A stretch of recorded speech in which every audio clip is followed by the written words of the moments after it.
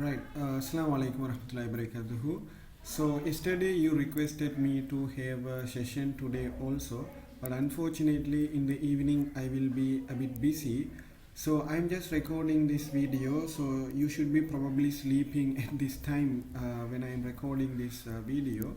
So I will try my level best to explain all the questions in the paper. I think we have discussed the this question, right? So I think I have erased the annotation that I scribbled on the screen yesterday. I think we discussed the first part of the question. Anyhow, let me explain this question from the beginning, right? So here this is the second question, I think. So here in A part we discussed the first part, right? So we discussed only this one.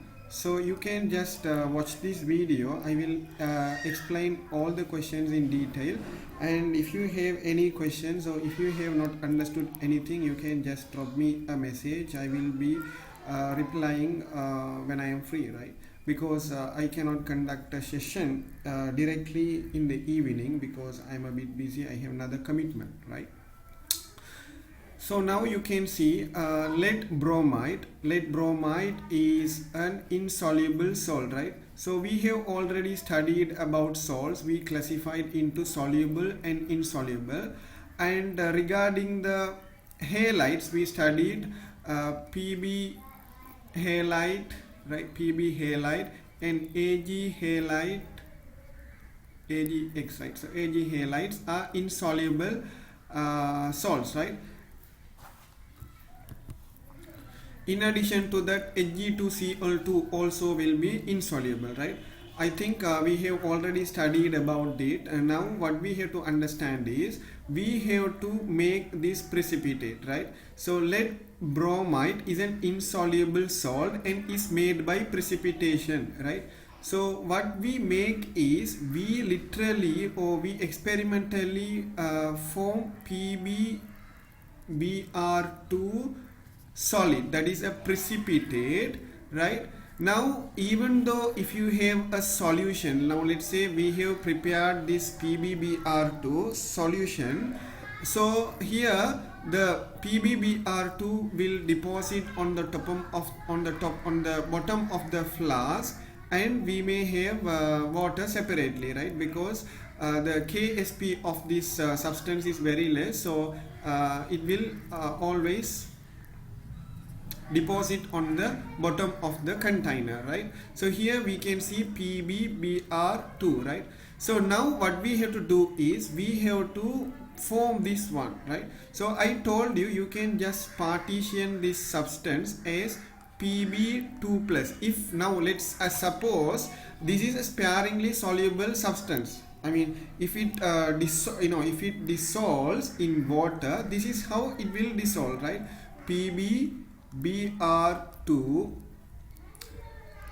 dissolve as Pb2 plus and Br minus, right? 2Br minus. Now you can see here this, for this the Ksp is very less, which means it will not dissolve in water, right? That's why we call this as insoluble salt, right? Now they are asking name two aqueous solutions that produce precipitate of lead 2 bromide when they are mixed, right? Now we have to propose two raw materials from which we can produce this PbBr2 salt, right? Now if you consider the raw materials, they should be aqueous solutions. Again you see here we have studied Pb2 plus and Br minus, right? So this is how we can partition this substance. Now if you want to propose any aqueous solution, we cannot simply tell Pb2 plus aqueous, right?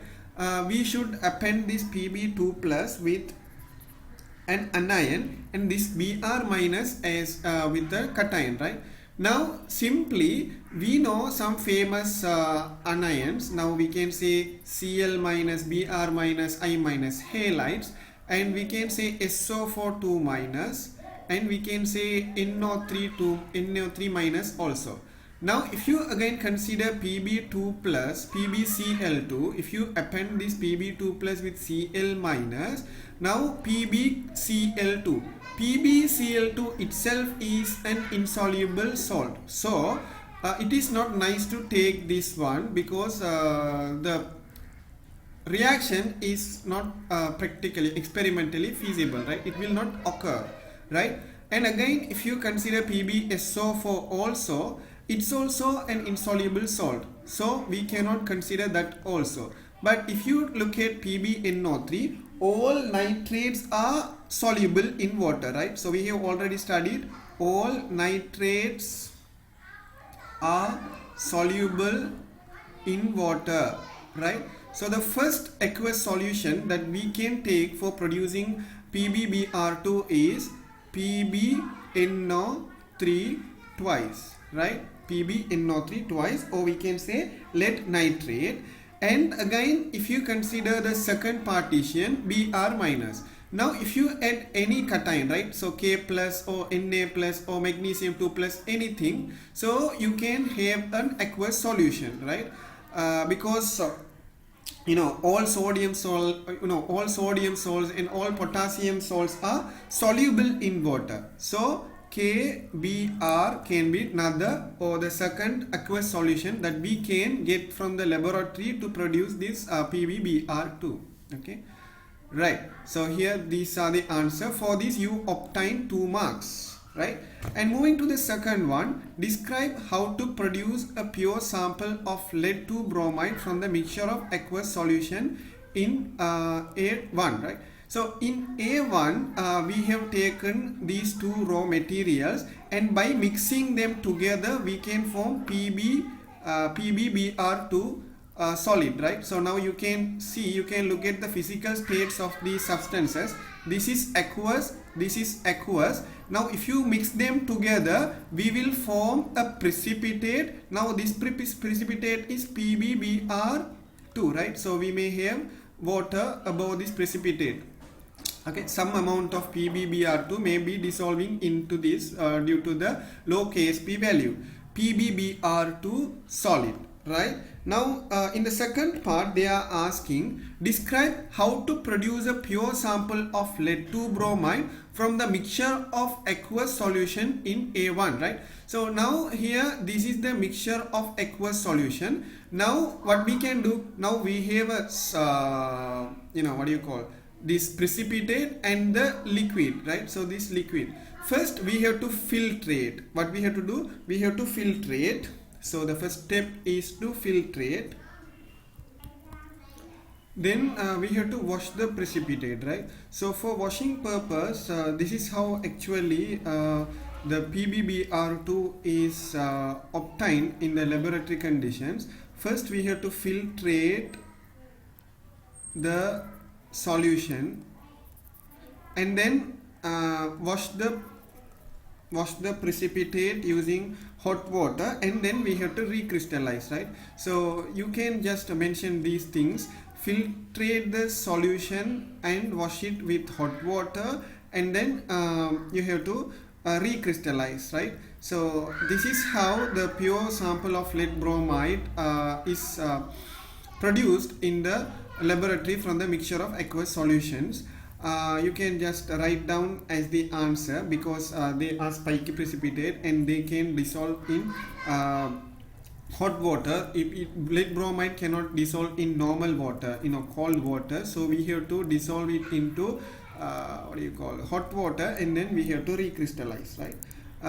We will study about these things in detail later. Now we have to just answer for this question because we have to study some more things in order to understand this, right? Okay, moving to the third one, write an ionic equation for the precipitation reaction which produces lead 2 bromide, includes the state symbols. This is nothing, right? So they are asking for ionic equation, not complete equation. See here Pb2 plus aqueous, right, from the PbNO3 twice plus Br minus aqueous from KBr will produce PbBr2 solid, right? Now they have mentioned to include the state symbol, means physical states, right? So you have to write the equation along with their physical state. Okay, So this is all about the second question, right? We already discussed the first one completely. Yeah. Okay. Now moving to the third one. Here, the symbol equation for the industrial production of ammonia is shown, right? So we haven't studied industrial chemistry, so there is a question about this industrial production of ammonia. Now you should know this ammonia is produced using Haber process, or we can say Haber-Bosch process, right? So we will study about these things later. Now the equation or the chemical reaction is given, and you can see delta H, right? Delta H for the forward reaction is minus 90 kilojoule mole minus 1, which means during the reaction 90 kilojoule per mole of energy is released, right? So released. So we can say this is an exothermic reaction, right? So exothermic reaction. So we have studied about Le Chatelier principle. In exothermic reaction, when we increase the temperature, what will happen to the equilibrium? It will shift to the backward. Direction. Now let's try to answer the questions below. Name this industrial process. Yeah. For this question, the answer should be Haber-Bosch process. This is the industrial process. The answer for this question is Haber-Bosch process. For this you get 1 mark, right? So now you see we haven't studied these things, but in your past papers there are questions, right? So we have to gradually learn these things also. Now let me just go over the Haber-Bosch process, right? So let me just pause the video and go to the notes. Otherwise I will just try to answer the questions, and if we need to learn about Haber-Bosch process in detail, I will teach you, right? So now B part, state the meaning of delta H. So delta H is nothing but enthalpy change, right? So that's what they are asking, because this is a 1 mark question. You don't need to actually define the term enthalpy change. You can just tell what this symbol states, right? So that is delta H, enthalpy change. C part, state the typical conditions and the name the catalyst used in the industrial production of ammonia, right? Okay, so for this you should know the entire theory behind this production of ammonia. So let me teach you now. Right, so now we will talk about the production of ammonia. As you can see here, production of ammonia, and the industrial name for the process is called Haber-Bosch process, right? Haber-Bosch process. Now let's try to read this and understand. In modern context, manufacture of ammonia is mainly needed for the production of artificial fertilizer, right? So human made fertilizer for the plants we need, especially for urea, right? So we will read later. Especially the popular fertilizer that we use for plant is urea. For the production of urea we need ammonia, right? So now we have ammonia. Now using ammonia we can produce fertilizer, and this fertilizer can be used for the increasing the growth of the plants, right? So they are administered, or they are incorporated to the plants, right? Okay. Now at present the world population is nearly 7.3 billion. So this is just small statistics, but you don't need to actually remember this value. But what you have to understand is, from 7.3 billion it will increase to 9 billion by 2050, right? So now we are into 2024, next year 2025. After 25 years it will become 99 billion. So this is just a prediction, right? So it has been estimated that it will increase to about 9 billion by 2050. With the increasing of the population, the production of food is necessity, right? So now if the population increases, then the production of the food also should be increased. Otherwise the humans will die due to starvation, right? So production of fertilizer is considered as an important field of chemical manufacture in this regard, right?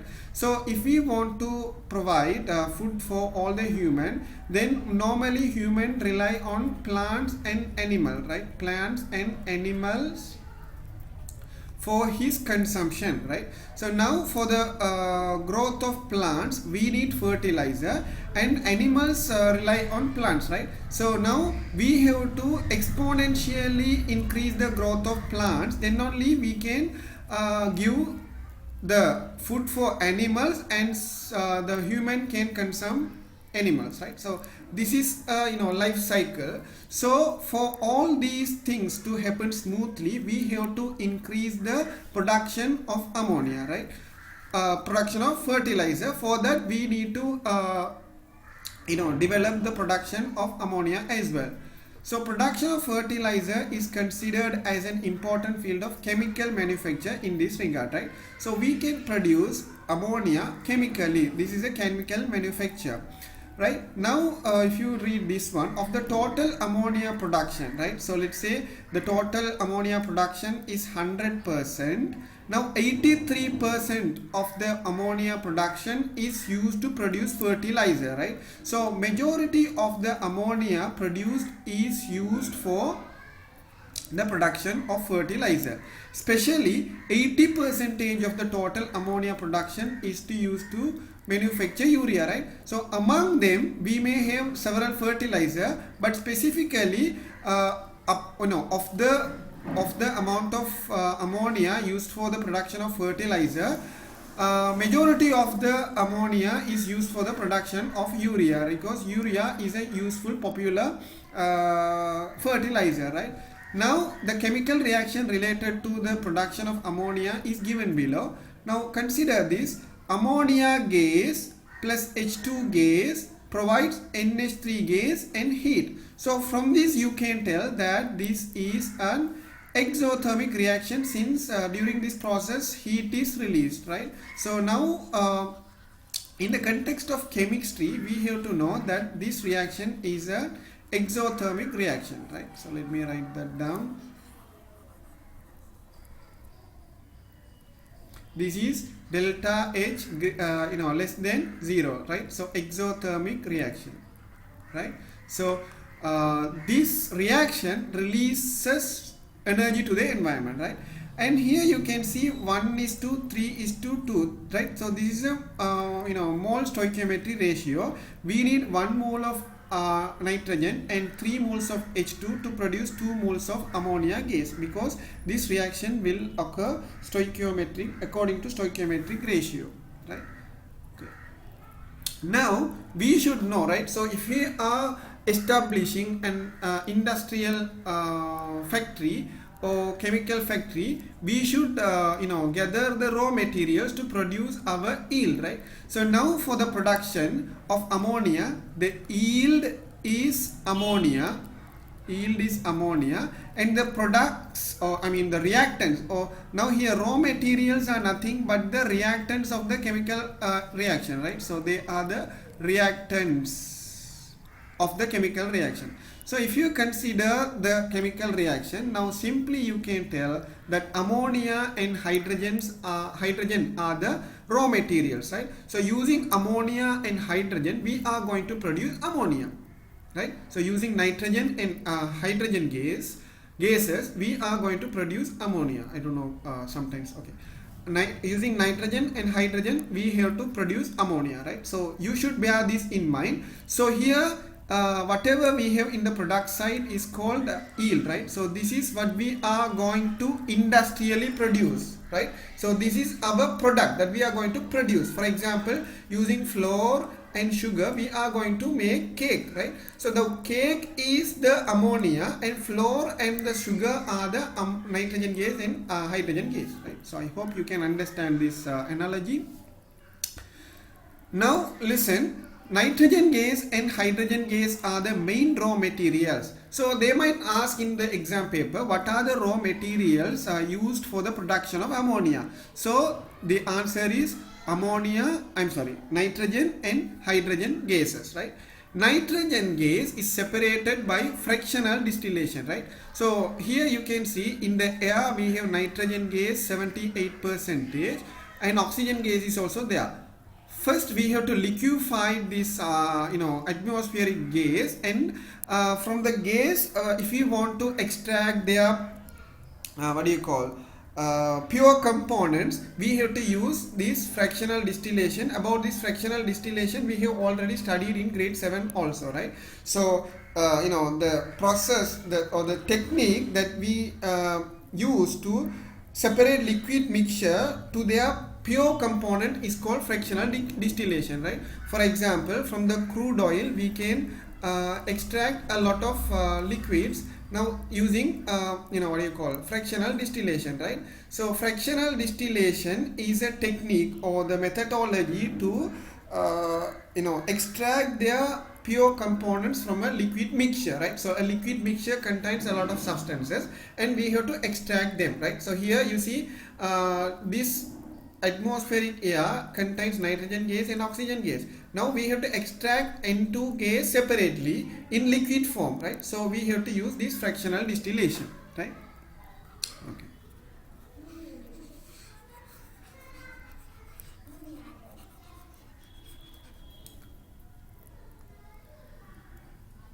You see here, so the next point is nitrogen gas is separated by fractional distillation of liquefied atmospheric air. So what is the meaning of liquefied atmospheric air?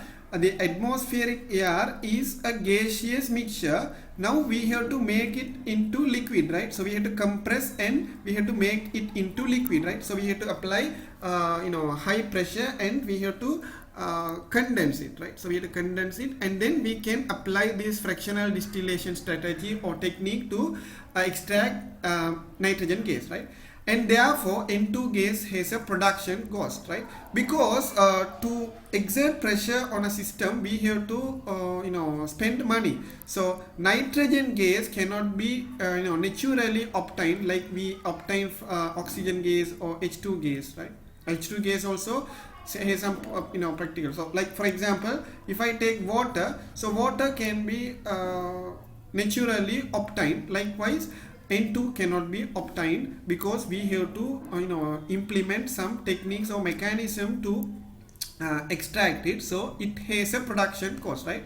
So now from the revenue we have to subtract the production cost for ammonia in order to from the for example, if you produce 1 liter of ammonia, then if you sell it to a particular price and we have to subtract it from the cost that we spent for the N2 gas, right? So it has a production cost, right? So this is just for your knowledge, but we are going to study only the chemistry behind this, right? Okay. Now hydrogen gas is obtained by cracking hydrocarbons, right? So now hydrogen gas is obtained. Now the technique to obtain nitrogen gas is, if you want you can highlight this, nitrogen gas fractional distillation, and hydrogen gas is obtained by cracking hydrocarbons, right? So basically naphtha, if we take naphtha or using methane, we can obtain this hydrogen gas. Let me tell you how this hydrogen gas is obtained. So here you can see hydrogen gas is obtained by cracking hydrocarbons, right? So for example, naphtha and methane, right? So methane, you might be familiar with that. Methane means CH4, right? So methane means CH4. Now naphtha is also a long chain hydrocarbon, starting from, it may contain C6 to C13, right? So this is a long chain hydrocarbon.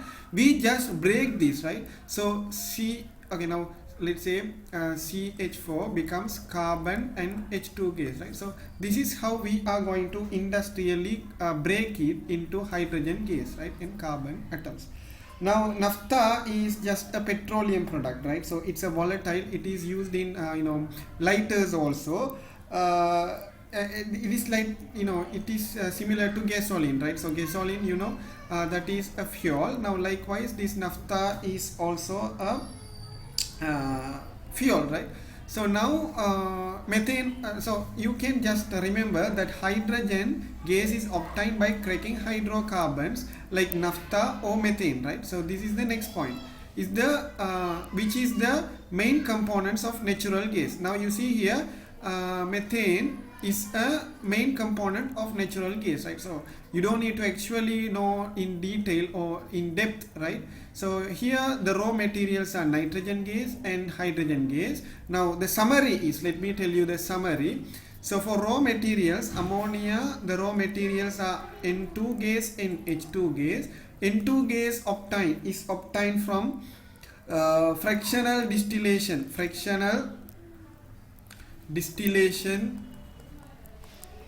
of liquefied gas in atmospheric air, and H2 gas is obtained from the cracking of hydrocarbons, right? So cracking means breaking of hydrocarbons, right? So the hydrocarbons may be naphtha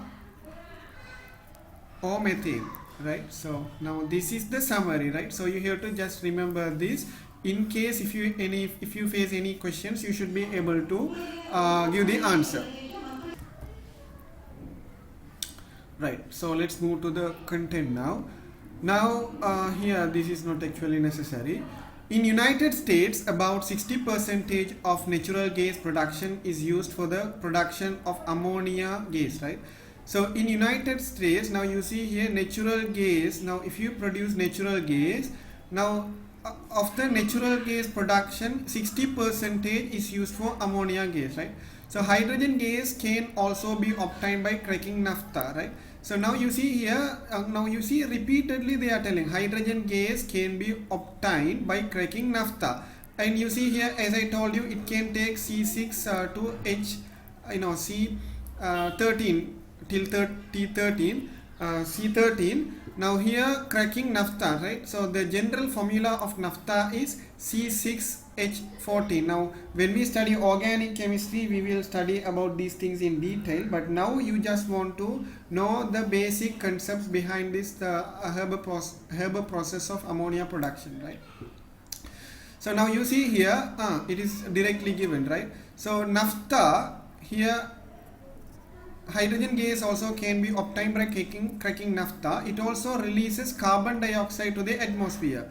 So if any process releases carbon dioxide, then it will not be environmentally friendly, right? So the relevant reactions that occur are, right? So the reactions, you don't need to actually know this, right? See here, we have taken naphtha, this is naphtha in the gaseous state, and we just dissolve this in water, and it will produce carbon monoxide and H2 gas, right? Again, if you dissolve this H2CO gas into H2, again it will release carbon dioxide and H2 gas. Now from this we have obtained, you see, H2 gas. Now what we can do is, now we can take a chamber with water, right? So we can fix an inlet here. Now we can administer naphtha, and there should be an outlet, right? So outlet. So here what will happen, H2 gas also will come, CO gas also will come, right? Again there should be another chamber in which we should have water. So now into this we have H2 gas and CO gas. This carbon monoxide will again dissolve in water to produce CO gas and H2 gas. And if you get two outlets here, what will happen? Okay, otherwise if you take H2 gas and CO2 gas, now how can we distinguish H2 or separate H2 gas and CO2 gas? H2 gas is lighter one. So in the system we will have H2 in the above region, and in the below region we will have CO2 gas, right? So this is how actually CO gas is obtained, right? Otherwise we have to dissolve it into lime water, right? So if you, okay, otherwise now these are just ideas, right? So now let's say another outlet is there here, another outlet is here. and we take lime water, right? So we take lime water, so all the carbon dioxide will dissolve in this lime water, and we can extract the pure H2 gas, right? So using proper mechanism we can produce H2 gas. Now we have taken N2 gas from the fractional distillation of the liquefied atmospheric air, and H2 gas from the cracking of hydrocarbons. Now combining these two we can produce ammonia gas, right? So now we will see producing ammonia by H2 and N2. Okay. Right. So production of ammonia, you can just read this. Production of ammonia from hydrogen and nitrogen gas is an exothermic reaction. As I already told you, it's an exothermic reaction, and it is reversible. Why is it reversible? Because after forming ammonia, again ammonia can decompose to N2 and H2 after attaining equilibrium. So the forward reaction rate and the backward reaction rate will be same, right?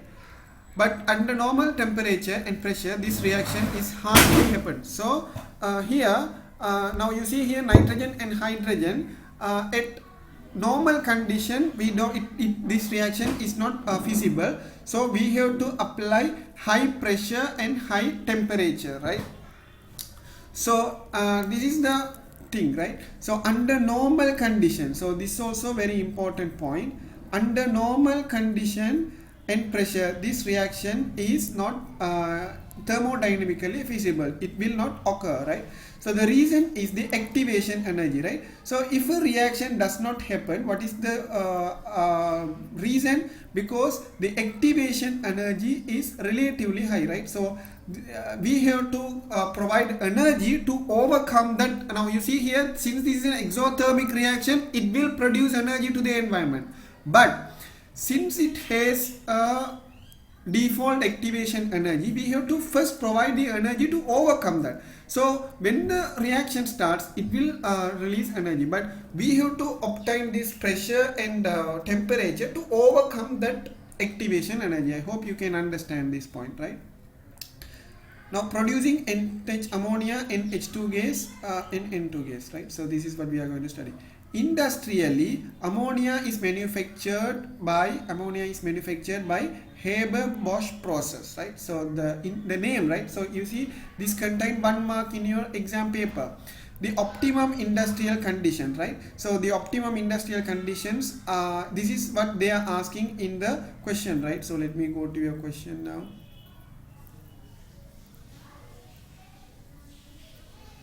Right. So state the typical condition, right? So optimum industrial condition. These are the optimum industrial conditions,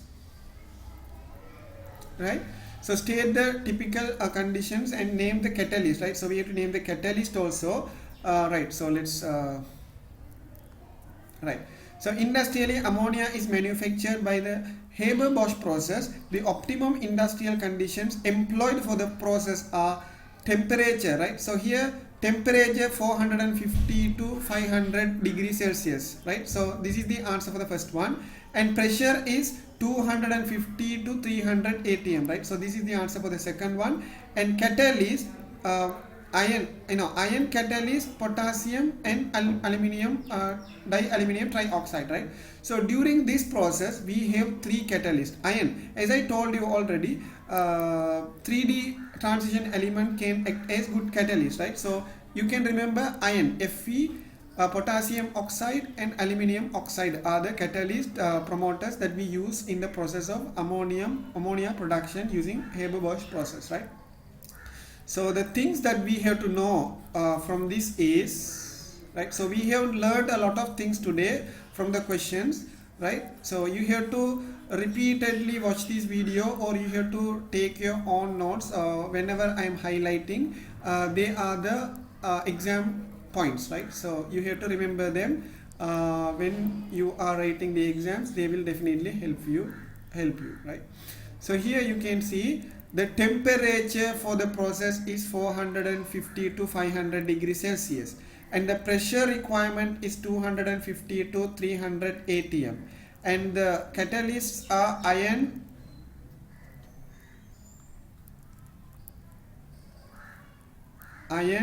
potassium oxide and aluminium oxide, right, as catalyst promoters.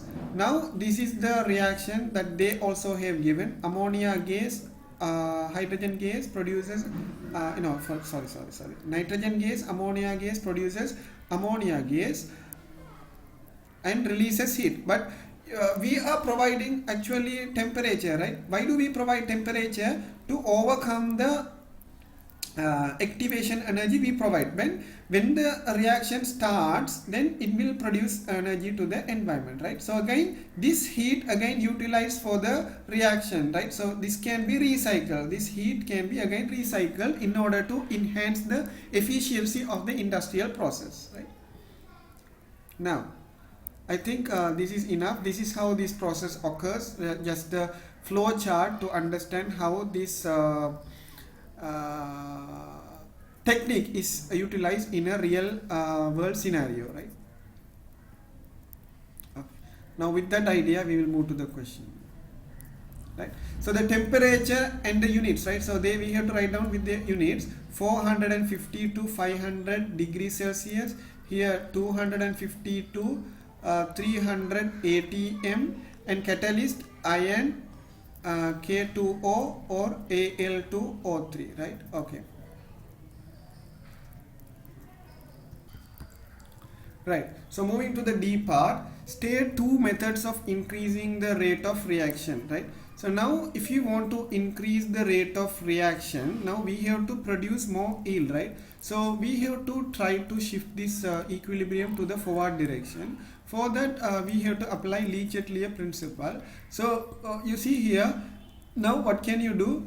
If you increase the raw materials, if you put more ammonia gas or H2 gas, you can actually produce more yield, since the equilibrium will try to reduce the concentration of the products. If you increase the reactants, we can form more products. Why? Because the equilibrium will tend to reduce the reactants increment, so it will shift to the forward direction, right? So that is one of the method. But practically that is not okay, because we have limited amount of raw material, so we cannot write that down, right? So now what can you tell? So now if you increase the pressure, what will happen? The equilibrium will shift to the direction in which we have less number of moles, right? So now if you consider this N2, now according to Le-Chatelier principle, we can discuss the change of concentration of the reactants and product concentration of reactants and products, and we can discuss the change in temperature and pressure, right? So now the other thing that we have is to change the temperature and pressure, right? So if you increase the pressure, what will happen? Here N2 plus H2 gives you NH3, right? So here 3, here 2, right? So here we have 2, here we have 4. So if you increase the if you increase the pressure, the equilibrium will shift to the direction in which we have less number of moles, right? So definitely it will shift to the forward direction, so that we can enhance the production of the yield, right? So the first method is to increase the pressure. You can even say as the second method, increase the pressure, you can say incorporating more raw materials. But the limitation is we have limited amount of raw materials, right? So we have access to limited amount of raw materials. But if you incorporate more amount of raw materials, definitely you can get more yields, right? And what do you tell about the temperature? Since this is an exothermic reaction, if you want to right, so we have studied, if you want to increase the since this is an exothermic reaction, right? So yeah, this is an exothermic reaction. We have to reduce the temperature, then only we can make the reaction happen in the forward direction, right? So the next method is reducing the temperature. But if you reduce the temperature, there is another practical problem also. What will happen? We cannot overcome the activation energy, right? So definitely reducing the temperature will not make sense. So the answer should be increasing the pressure and incorporating more raw materials.